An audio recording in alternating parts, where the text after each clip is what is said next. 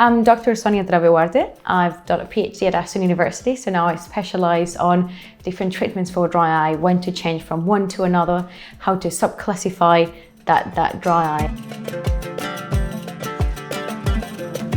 We've diagnosed our patient with dry eye.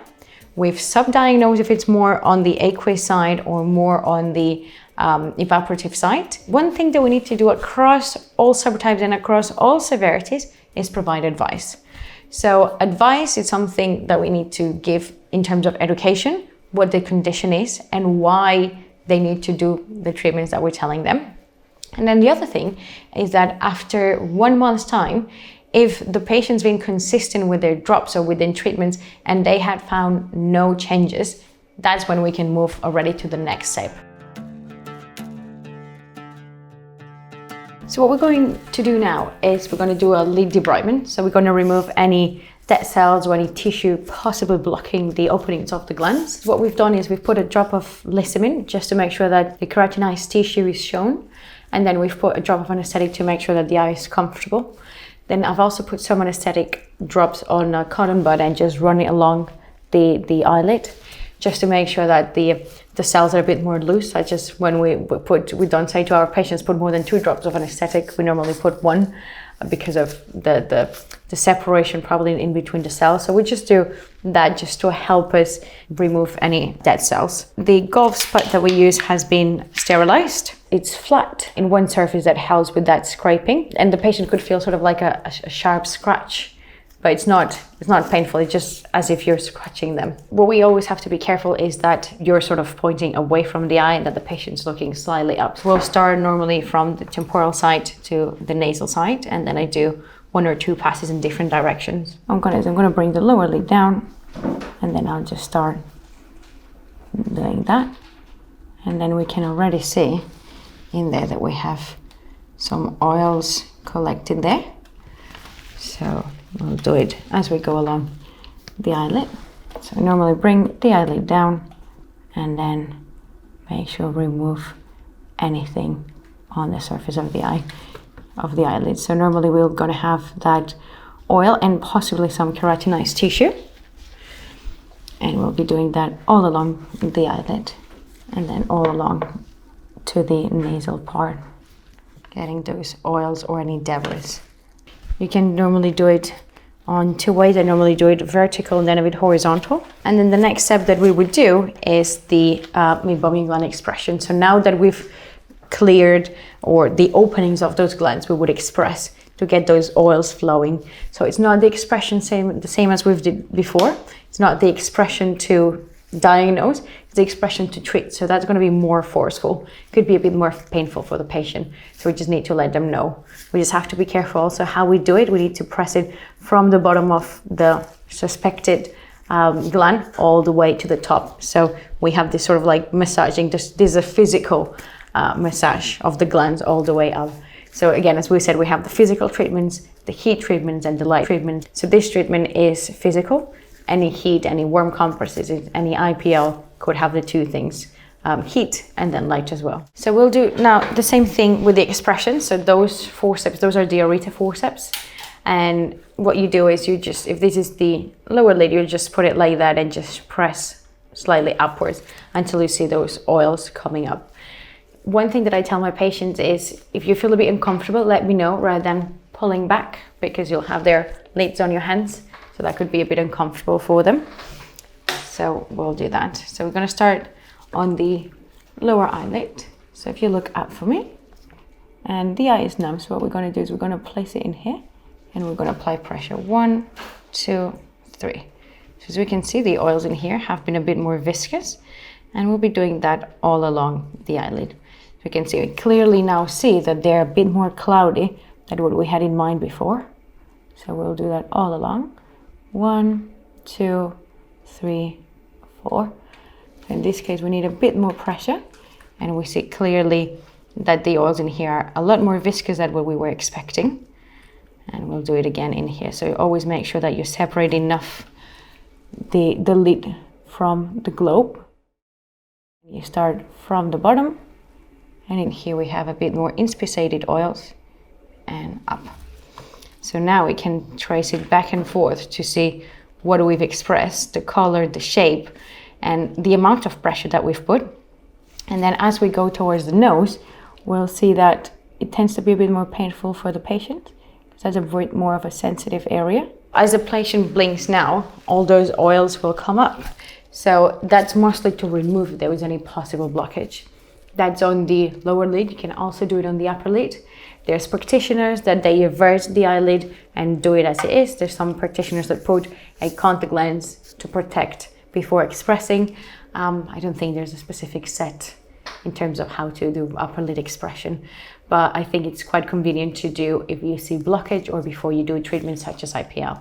So after we finished using our devices, such as the expressor or anything that's inox, we just put it into Milton, something like that. It could be different sizes depending what you need. So normally we sterilize a lot more, that's why we have this one. You just fill it with water, you put a specific tab lid that sterilizes it for about 15 minutes, and then everything is clean and ready to use. So I think that's probably the best that we use, because in 15 minutes you have a good turnover. If you have a good turnover of patients, you do need something like that. Something that is very, very important is how we choose our patients. So we're not giving everyone the same medication. We need to choose the patients for the right medication and the medication for the patients. We need to understand which ones are going to benefit from what we're actually giving them. So patients that they have more of an ocular rosacea, or they have a very inflamed lids, or they have telangiectasia, like new blood vessels, those are things that would be good for IPL because it specifically targets that. So if we have telangiectasia, those are like these little new blood vessels, such as in the retina. We don't want to have them because that's not good. And instead of just bringing oxygen or good things that we would be expecting, they bring inflammation, cytokines. They bring things that actually it's not beneficial for the eye. So the idea of IPL is to close them down, stimulate those glands, and stimulate that from working again, and with the photobiomodulation to then just meld the contents and help with that producing. So we need to understand which are the patients that could benefit from that treatment, not have everyone on that treatment. So what we're going to do now is the IPL, so intense pulse light. So there's a combination of the light, which is the flashing that we're going to do along the cheekbones, and then the photobiomodulation, which is a mask per se with LED light that helps create that energy from within the glands itself that helps with the melting of the mabium. So the idea is that we're going to stimulate the glands with one, and then we're going to melt the contents and stimulate also the production of those oils with the other one, with the photobiomodulation. So a couple of things that we need to bear in mind. We need to enter in the device the amount of dropout that the patient has. So normally we use the Haycopol grading scale that tells us the percentage of dropout. So that's normally an automated or subjective grading scale. So that's done when we do the assessment that we've just done. So we do that, and then we grade the patient from 0 to 3 or 4 in this case. So our patient, it is a 1. And the other thing that's very important for us to assess is the pigmentation, the color. So we normally do a test in the skin, a patch test, just to make sure that there's no reaction on 24 hours. If there's no reaction, then we book them in. Another thing that we have to make sure is that there's no highly pigmented areas around the cheekbones. Otherwise, we need to cover them, because otherwise we could apply not enough energy in the area that we need to treat, or way too much. And then we have to also make sure that there's no metallic bodies around the area treated, such as piercings or any implant around the area to be treated. We always ask about epilepsy, pregnancy, other varicose disease, because we just need to make sure that works. So that ideally works for inflamed lid margins. It also works for people with rosacea. It was firstly discovered when they were using this for skin conditions, and then they realized that the patients felt a lot better in terms of their eyes. So that's why we're now doing research on it, to try and understand what is the mechanism behind. But the idea is that it's closing off those little blood vessels, those telangiectated vessels that we have on the lid margin. So that's why it's good to understand why that is happening. So once we know this, we need to understand the pigmentation that our patient's having. So normally ask about if they burn in the sun, if they tan quickly, if they're not. And then we have a grading scale, the Fitzpatrick skin scale, where we actually grade them. And once we have that, it sort of calculates automatically the amount of energy that it needs to deliver according to the skin and according to the dropout of the glands. So what we're going to do is we're going to flash about 5 times along the cheekbones, and we're going to add some more energy toward the last 2. So we're going to ask the patients to wear those protective eyewear, and then we also have to wear ours. And then we have the device ready. I'll just place it first on the nasal part, and I'll just go all along, and I'll count 3, 2, 1, flash of light. So it feels like a sharp pain. That's why I'm not sharp pain, like a pinch, kind of. We'll do another one in here. So we have to make sure that it's in full contact with the skin. 3, 2, 1. We also make sure that we close our eyes. And the next one is all the way in the temple.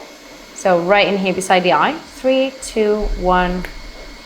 And for the last 2, increasing the energy by 2. So we do another one just underneath. 3, 2, 1. And the very last one, that's the one that's going to get as close as possible to the eye. So I'll put it horizontally. And 3, 2, 1. So we normally do this for the 2 eyes, and then we'll change to the photobiomodulation.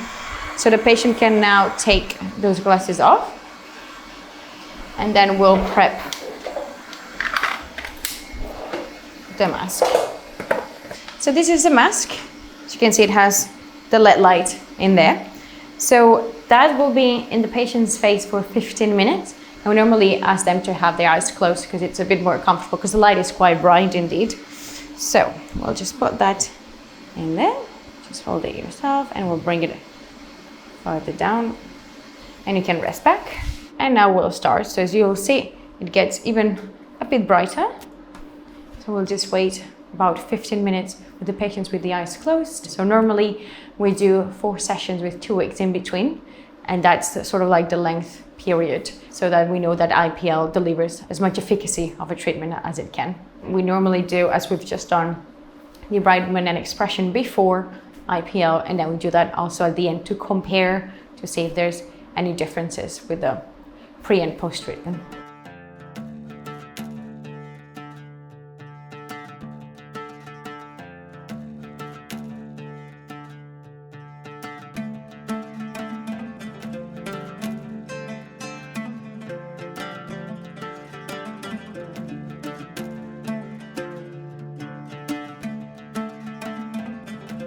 So one of the treatments, especially for patients that they have a lot of staining and that it doesn't go away, or they have sort of an exposed cornea, you could use a bandage contact lens, or you could use a bandage contact lens with an amniotic membrane that helps repairs the soft tissues. So that's been used in surgery, that's been used to help accelerate that healing and reepithelialization of cells. So what we do is we just get a soft bandage contact lens. So this one is about 16 mil. And what we do is we just get it out of the bottle. And then we put it on the cap itself, sort of like that. And this is actually where we load the amnion into. The first thing that I'm going to do is I'll dry the inside of the lens just to make sure that the membrane can attach well. And then I'll just load the membrane. The membrane comes from pregnant women that had a C-section, so it's sterilized and it's preserved under antibiotics. So this one is a bit different because this one that we're using has a hole in the middle. So that's done specifically so that we could give that central vision and we can give that treatment bilaterally. Because otherwise, you have a membrane in front, it can decrease that vision. What we need to make sure that we know is how that goes onto the eye. So we'll just hold the amnion, put it right inside, like so. And then we'll just leave it there for about 10 minutes to make sure that it's completely attached into the lens. But before we do anything else, I just make sure that I can sort of guide it to exactly where I want to, because I have a couple of minutes and then otherwise it gets dried up. So I just have to make sure that the pupil's right in the middle where I want it. we have a marking there, and that shows us if there's any specific sites that need to be in contact with the eye. So after those 10 minutes or whenever the membrane is ready, then we'll insert that into the eye, same as we do a normal contact lens. Because this needs to be placed right into the pupil, we need to make sure that it goes right on top of the cornea. We cannot just put it onto the sclera and then look around. We need to make sure that it adjusts exactly where it needs to be. So that lens then can be left in the eye for the treatment. Normally it starts working right as we put it in the eye, but the treatment's delivered at 3-5 days. Then, because it's a bandage contact lens, it's extended where you can keep it there for 7 days or the amount of days that you need to, and that helps speed up that healing. Also, in a couple of days' time, the membrane would become a bit more whitish. That's because there's some inflammation or some detritus that gets into the membrane itself, and then you just take it out. Normally, I use it for patients with quite severe dry eye, patients that they are in a lot of pain or that they have a lot of corneal staining, they have corneal exposure, they don't fully close. We use it for those because it helps that speed up of those SPK that we have, especially the ones that they seem to be quite untreatable. So apart from the protection from the bandage contact lens, at the same time you're giving the treatment to speed up that healing. So you're doing like two things in one. So in terms of following the patients up, we normally do every 3 to 6 months, but it depends on the condition and how severe it is for them. So the two things that I look is the two things for the diagnosis, the signs and the symptoms. We need to make sure that the symptoms are coming down, but normally what the patients are feeling changes a lot sooner than what we actually see. So by the time we are seeing changes in the ocular surface, that quite normally it is related to less symptomatology. So the two of them go paired, they go hand in hand, but they take quite some time. So after a treatment such as IPL or with IPL, normally I say I would like to review you in 6 months or a year, depending on how the symptomatology of that patient is. But if it's something like it's a very mild condition, we just prescribe warm eye bags or warm masks, then it can be longer than that. It depends also on how the patient's feeling and the signs that you found. The ones to be relatively close looking are the ones that they could be in a preclinical condition, so they need to be observed. So those ones are the ones that I keep a close eye, maybe do reviews every 3 to 6 months. It depends. There's nothing clear on when and why. That's just my clinical opinion.